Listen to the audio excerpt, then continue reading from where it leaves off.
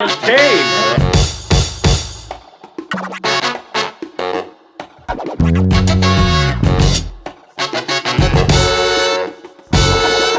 here we are in another corner of my living room. I say mine, I don't own the house. And let's just turn this to the computer. And Deborah, take it away. Right. Can I move now? She's loving this because now she's in control of the situation.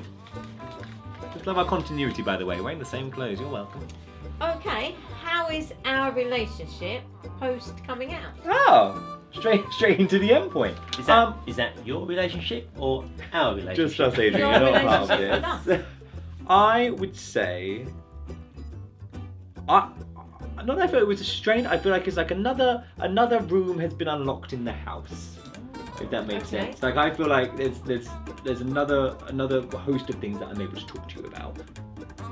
Not saying that you ever said I couldn't talk about it before, but because, like I said, that door's been unlocked. We all know the situation. I feel like I can come to you for man trouble advice. Who, me? Both of you. Mum's a classic. Is always, I'll just drink wine. It'll be fine. Dr. Zeus in the store in the corner. Yeah. Do you feel our relationship has changed over the years? Yeah, I think that's more to do with, and we've spoken about this a lot. As me and Ben have gotten older, Ben's my brother for context, there was definitely a point where you guys were kind of like, you're adults now, you can come to us for advice, but we're not going to make decisions for you. And so I kind of think that like you're my mum and dad, you will always be my mum and dad, but the line between parent and friend has kind of gotten closer, whereas I think you guys have always said that when me and Ben were young, you were very conscious that you are our parents, you weren't there to be our friends. And sometimes that was doing tough things like, you're not going to have any more TV, you're going to go to bed, or whatever. Wear your patch. Yeah. I was boss-eyed as a child and I had to wear a patch over my right eye, don't talk about it. It was traumatic. But yeah, that kind of stuff. I'd say that, but that I wouldn't say it's specific to post me coming out. I think that is a side effect of growing up. As relationships become closer as well. Yeah. I guess it changes as well, doesn't it? Your relationship with the father, mother, child relationship changes as you get older. The problems don't go away, they just become different. But we advise as opposed to make decisions for you. Yeah, the communication's different. Yeah. So, I think it's just back to growing up. I think it's also a realisation that you are becoming an adult, a man, and I think the times when you start to appreciate each other's point of view, you listen to it, and even if you don't agree with it, you accept it. For me being a legal adult, I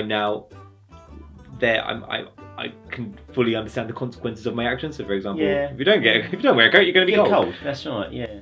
Whereas as a child, if I didn't wear a coat, I'd whinge that I was cold, that's right. And then that's back to being your problem to deal with. Boom, Adrian. Right, my turn for the question. I've got to read your hand, right? Yeah, Good luck. I was going to say good luck with Goodness that. me. What was your childhood like? My childhood was awesome. Like, I don't... Really? Yeah. Like, of course I remember playing with Barbie dolls and Polly Pockets and all that kind of stuff, but my outstanding memory is that I felt like I was never denied anything. Like, I've got friends who are like, you can't play with that. I think there was a teacher, there was a midday meal supervisor who was like, you should play with boy things. Yeah, we remember. Yeah, and she was like, you should really be playing with boys. You should be playing. I did. Eventually. But you should be playing with boy toys and that kind of stuff. But those memories are far outweighed by the fact that you and mum and family friends were like, someone's putting a dress, let's do it. Like, sure, I will be dressed up as Esmeralda. We have a picture. Thank you, Auntie Tracy. Yeah, I remember it only ever being encouraged to express myself however I wanted to, within reason. I remember you can't take 5 Barbie dolls to church, like, Yeah, that's my memory. I think we weren't sure we were doing the right thing. No. Because we were being told by other people that we should be encouraging you to play with boys' toys. Really? Are we doing this right? Yeah. Should we take away your Barbies? Should we take this away? How, when you want the Barbie princess's castle? Cinderella Magic Cinderella, Castle. that's the Magic one. Castle. Yeah. And that is a vivid memory of. Yeah. And I later found out that it wasn't actually from Nanny, but that you guys used to buy still do buy the Christmas present for the grandparents to give. That was such a freaking cool memory, like that. Whole thing though about when you then go to school or wherever you are, and people say, "What did you get for Christmas?" Yeah. And you say, "I got." Yeah. It's not only actually the reaction from the children wasn't so negative or awkward. It was the reaction from parents Or the adults in the room. the adults in the room that there was. It's all coming Definitely, out now. Yeah. And that's when we would question if we were doing the right thing.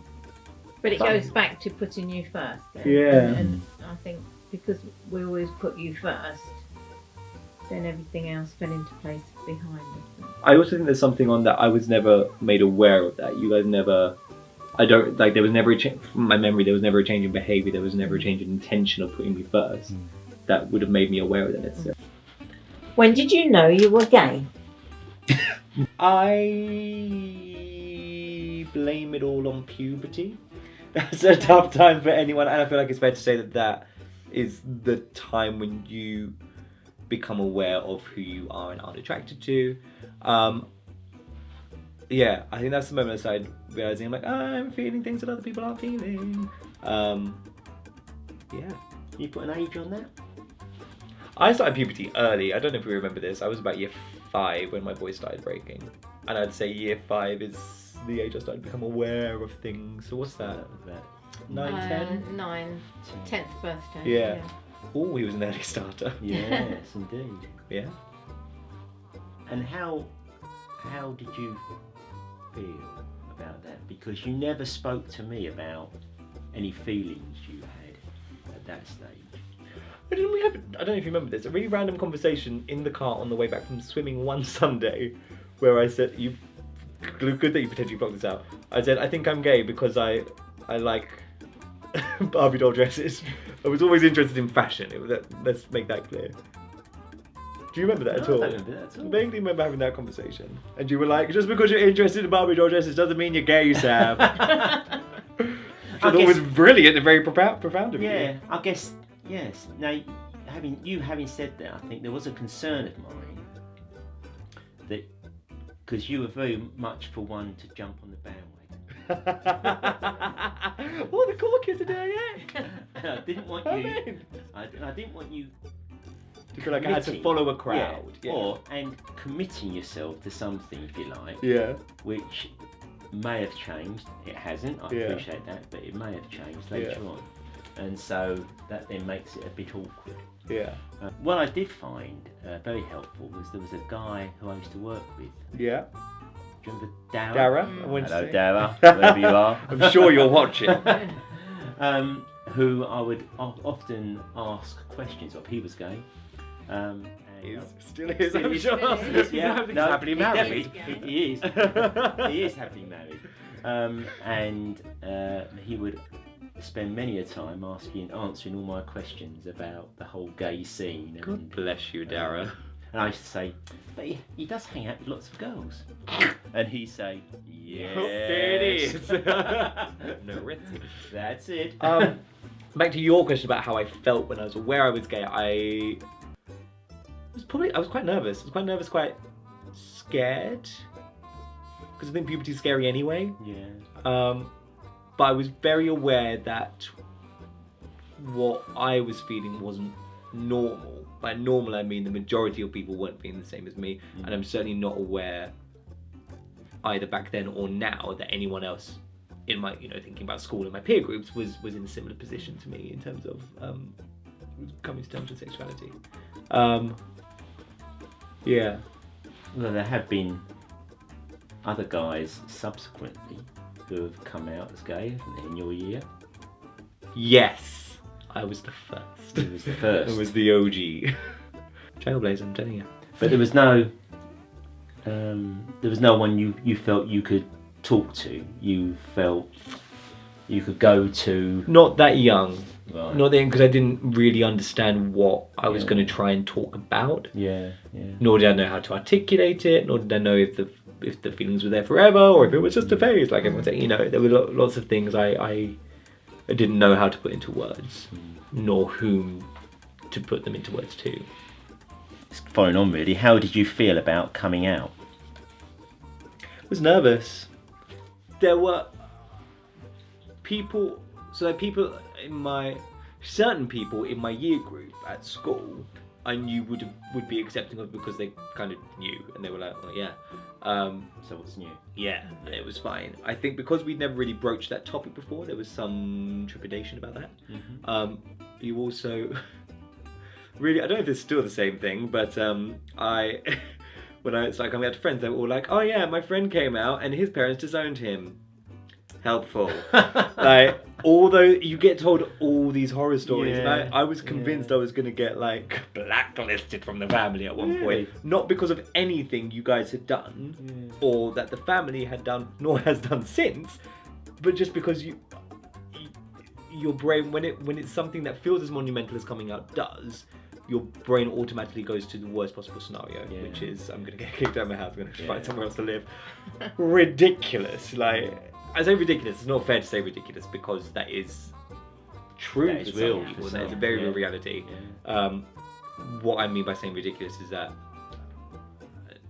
anyone who knows my parents, like you say, will know that you guys always put me first. Yeah.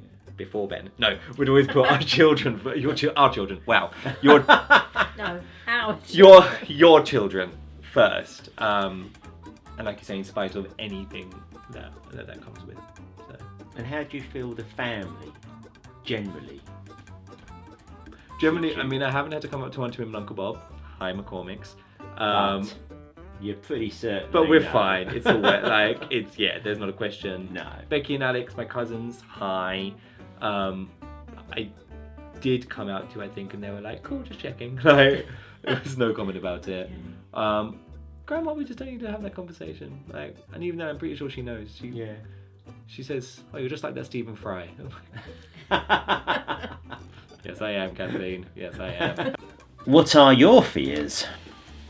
My fears are, we are right now, where at the time we're having this interview, it is being questioned whether there should be any acknowledgement of issues in school.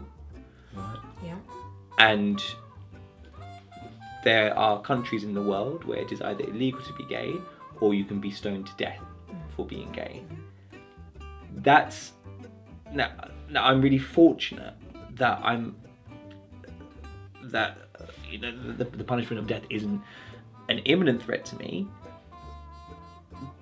but there's nothing to stop that belief spreading. Mm-hmm. Yeah. Also the whole idea about LGBTQ plus issues not being spoken about. It's like, I think it goes back to what you said in the last episode about the ignorance of something makes you scared of something. Yeah. And I hate the idea that it just might disappear because we're not talking about it, and we go back however many years to a time where the whole LGBTQ plus scene has to be underground, has to be something that people are ashamed of and scared of to talk about.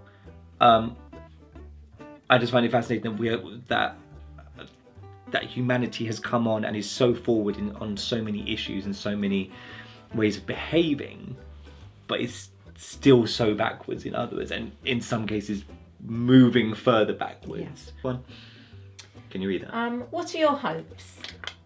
My hopes are that we get to a position where all talk about, and this isn't just for LGBTQ plus people, but gay rights and female rights, and all those conversations are dead and gone just because everyone has equal rights in the truest sense of what that means. Some people will say I'm reaching for utopia here, but it's my hopes I can reach for what I want. That we're at a stage where these conversations about coming out don't have to happen. Yeah. That someone can say, I've got a boyfriend, and it will be treated exactly the same way as if someone say, I have a girlfriend. And that we just stop trying to impose labels on each other and people and just exist and have a lovely time. Because that's what life is for. What advice do you have for people in your situation? Oh, it's tough. It's scary. You will be okay. That's probably like my big 3 things. Talk to someone, talk to anyone if you feel like you're keeping it bottled up. And more importantly, like don't deny yourself the opportunity to be who you are. Look at me going down the lens on this.